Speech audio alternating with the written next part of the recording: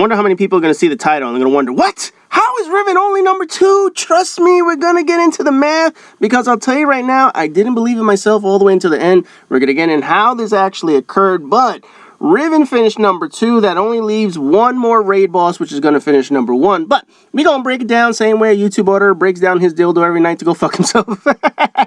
Now we got to talk about Riven for a second. First of all, I did not go with the cheats. I wanted to make sure that we use the actual Riven fight from start to finish. Everything. Where you do the eyes, you split people up into the room, you come upstairs, you do the whole middle arena section. Everything from start to finish I wanted to use on Riven.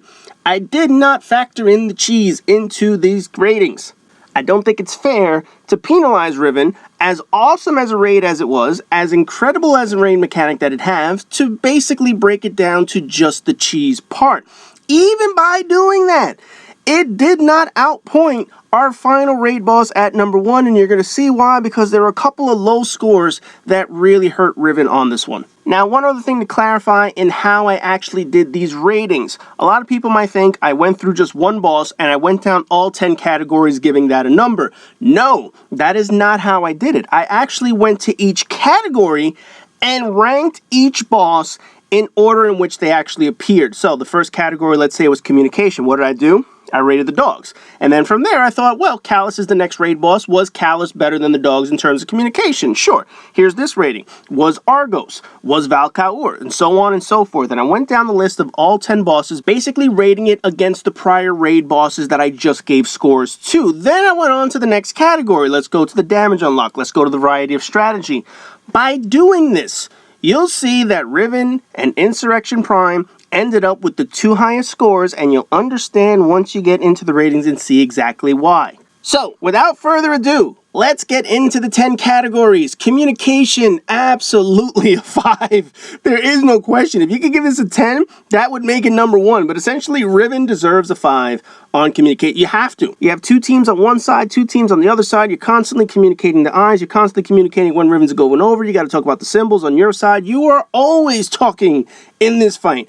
It is an absolute necessity to communicate to your teammates. So yes, this one earned the highest mark in terms of a 5. Unique elements, and this is where people are probably going to disagree with me.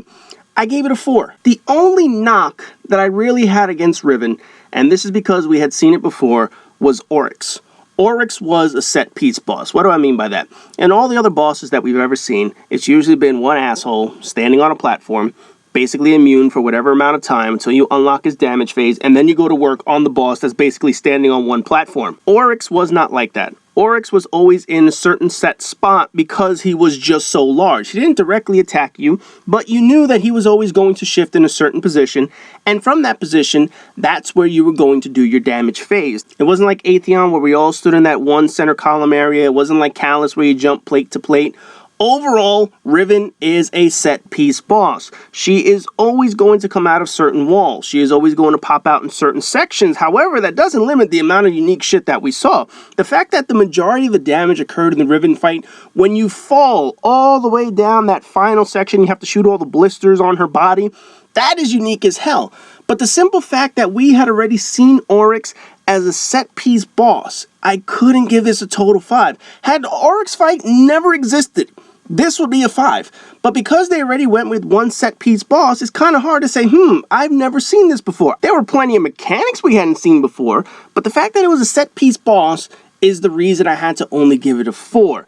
Damage to unlock, clearly a 5. This is by far and away one of the hardest things to do. The fact that you have to split up 2 teams and communicate across the rooms with one another, talk about which eyes to shoot, how to set up the eyes, how to communicate which ones that you want to use, the symbols that you're going to... Oh man, the damage to unlock phase on Riven is absolutely insane and worthy of a 5. Now, when I talked about Valkaur and the fact that I felt like it was punitive, Riven doesn't truly feel punitive as long as you know what you're doing and you have a team that could basically get through it. With 6 randoms on LFG, oh, they're fucked. Totally fucked. But otherwise, the damage to unlock on Riven, legit, straight up, very hard. You have to give this a 5. Variety of strategy, and here's where you start seeing the penalties come in for Riven. This is a 1. There is no variety to Riven. There really isn't. You really don't use too much other than, obviously now people cheese the motherfucker. But when Riven first came out, the main strategy was the Whisper. You needed to conserve as much ammo as possible, as much of your heavy ammo as possible. So basically, people used out on the Whisper to beat her down. Then all of a sudden, grenade launchers got their buff, and people were like, oh, we could knock her down with grenade launchers, the rockets, with the cluster bombs. For whatever reason, the cluster grenades were able to do massive amounts of damage. After that, people started saying, you know what? All you have to do, regardless if you cheese it or not, is just use rockets. That's the easiest way to beat Riven. You can now knock her out with Outbreak Prime, grenade launchers, Swarm of the Raven, Mountaintop can also do it. But even without the cheese, everybody knows at this point you need a massive amount of heavy damage, regardless of whether you do it on the bottom floor and you're going to do the cheese with all 6 players, or you do all the mechanics and you get to the top floor, and after you do that whole circle jerk room shit, you can still knock her out with just a bunch of rockets. Direct threat level of the boss. Riven also very low score here. Only a 1. Essentially, Riven does not attack you. The main hard parts about Riven, obviously aside from the ads that are going to spawn in the room, are the number of mechanics that you could potentially fuck up on. Yeah, she does a ground slam and you have to avoid that shit. She does that poke where someone has to jump and avoid that, but you have to antagonize her to do that shit. If you don't antagonize her, she's not going to do those. The section where all 6 people are up in the main room after you've done the 2 bottom rooms, you avoid her for the most part. Again, she doesn't attack you. The only enemies that you have to really worry about are the ogres. And then finally, when you do the blister section, you have all those void orbs that follow you around that you also need to shoot. But otherwise, Riven doesn't have a lot of direct damage to you. She is not that intimidating once you get past all the mechanics. Mobility of the fight, I give this a 3. You do have to move around. Whether you're downstairs in the rooms and you have to get one person up in the window to look at the symbols and you have to get another person on the floor in order to find the correct symbol, you also have to move around from floor to floor, obviously. You go all the way down to the basement. After you beat that section, you go up to the second floor. After you beat that section, you go up to the main floor. Then after that, you have to do that ascendant realm. So yeah, there is a lot of mobility in this fight. However, the main section of where you actually do the damage, you're pretty much standing still. When all 6 players are in the main floor, doing the main room of damage, basically you're either using your Whisper of the Worm or your highest DPS rocket or grenade launcher. You stand in the well and you unload on her. Even when she's going to the room section, the different sides, and you have to coordinate the next 6 eyes that you're going to see, you're all standing in the middle. There's not a lot of mobility once everybody is together.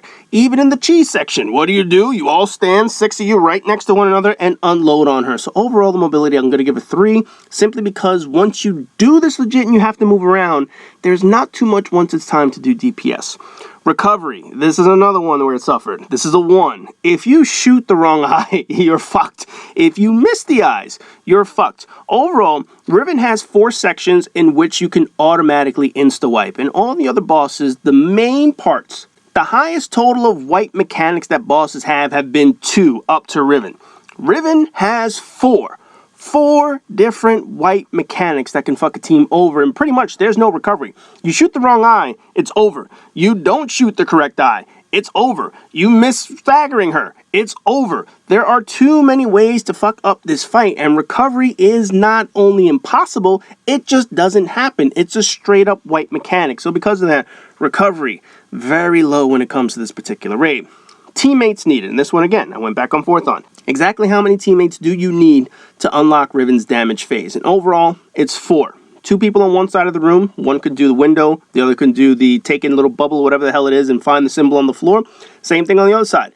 2 people can go. One goes to the window. The other's on the floor. So the 5th and 6th person, they're basically just doing ad control. And even then, you don't have to do too much ad control because the person who's on the floor can still shoot them with that take in orb or whatever it is. So overall, the overall amount of damage I have to use for this one is 4. Even when it comes to the eyes at the end, you don't need 6 people where one person shoots 1 eye apiece. You can have someone shoot 3 eyes on one side, another person shoot 3 eyes on the other side. You don't need more than 4 teammates to get to Riven's unlocked damage. Difficulty at launch, and this is the category that I want to focus on. How hard was Riven at launch? Everybody knows that it took 18, 19 hours to beat her. And why did it take so long? It was the power delta gap. Now, I have an issue with just considering the power gap part of difficulty. Obviously, there's going to be some artificial difficulty and natural difficulty in any particular raid.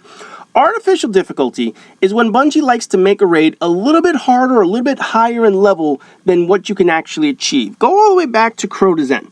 When Crota's End launched and you had the prestige version, whatever the hell it was, the highest you could get to was level 32 at the time. So what did they do? They made the prestige version of Crota level 33, just one level above, so that it always had that bit of artificial difficulty. Yeah, if there are mechanics, if there are enemies that are a pain in the ass, a bunch of ads that really mess with you, that is natural difficulty. Artificial difficulty is when you have to put this power gap and this power delta in place that prevents you from being on an equal level as the enemies. Riven sort of had that. When Forsaken launched, we didn't really know how to rank up as quickly as possible at that time. It took people a long time to figure out, oh, this is how I'm going to be able to get my character all the way up to a power level to be able just to get into the raid. Those people that first did the raid on day one, they were so massively underleveled, but they were able to get through, because they figured out exactly how to do the mechanics. Now, once you get through the mechanics, once you get past the power delta and you realize this is exactly how the fight is supposed to be if me and Riven are on an equal basis, it's still difficult. At the launch, even if you were at the power level needed, it still was a hard fucking fight. Yes, we had the Whisper of the Worm, but you still had to figure out the mechanics. You still don't have the Transcendent Blessing. You had to worry about the mods that you had on your guns and your gear. This was a difficult fight at launch, even without that power delta. The prior raid boss that we just talked about, Gowron, he had that limited power delta on day number 1, where everybody was limited to 720. That is artificial difficulty. That is where you limit somebody and gimp people just for the sake of making something more difficult. Riven did not need that. Even if people were the proper power level, even if someone got to 580, that was still a hard fucking fight. So overall, the difficulty at launch, yeah, this is a 5. Even without that power delta, Riven is one of the hardest fights to learn for a beginner. It is that damn good. Final category is rewards. And this one I actually debated on, but at the end of the day, I settled on a 5. 1,000 voices is fantastic. However, you don't get 1,000 voices from Riven directly. When you beat Riven and you shoot the heart or whatever the hell it is, you get a key. Best way I can describe it. After you get the key, you still have to do a whole nother section. You have to do the Queen's Walk all the way to the end in order to get your reward. So although Riven doesn't offer up a reward directly, beating her still leads to a reward. I didn't want to penalize that. I didn't want to say, well, yeah, I still have to do the Queen's Walk, so that's technically the section where I get my reward. No. You still have to beat Riven in order to get the reward. Then you still have to do the Queen's Walk in order to claim your reward. So overall, 1,000 voices, one of the best goddamn heavy weapons in the game. That shit is powerful as hell. It is a 5 total. That is a badass weapon that you want to have. So that is one of the better rewards that you have in the game.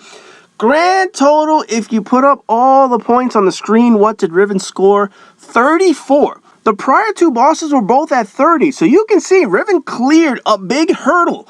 It was 4 points ahead of the prior bosses. However, it did not finish number 1. Tomorrow's video will be the number 1 raid boss. And you're going to see all it took was just one category for that boss to beat Riven, and everything else fell into place. So as always, rate, comment, subscribe, and other good shit. And I'll see you in the last raid ranking boss tomorrow, which is naturally going to be Insurrection Prime.